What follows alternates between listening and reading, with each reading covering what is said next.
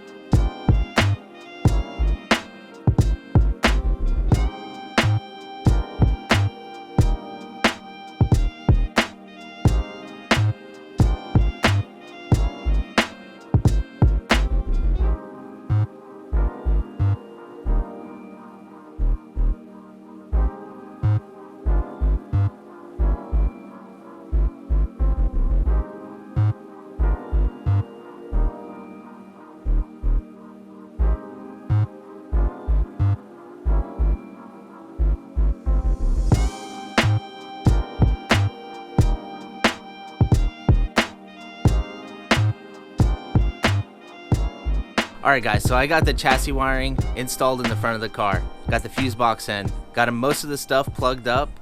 There's only a few little odds and ends I need to sort out to finish it up. I need to tuck the wiring underneath the rad support, but I'm waiting on some hardware to get here to finish that up. But now that the chassis wiring's in the car, it's not really holding us back from doing some of the other stuff, which means I can finally move on to tackling the cooling system, getting the intercooler mocked up, and maybe even bolting up fenders, the bumper, and the headlights and such. But yeah guys, that's gonna be it for today. I know this video is kind of short and a little underwhelming, but going forward in the future, now that we got this chassis harness out of the way, we're getting into some really exciting stuff. So yeah guys, if you like the video, leave a like, subscribe for more content, and I'll see you guys in the next one.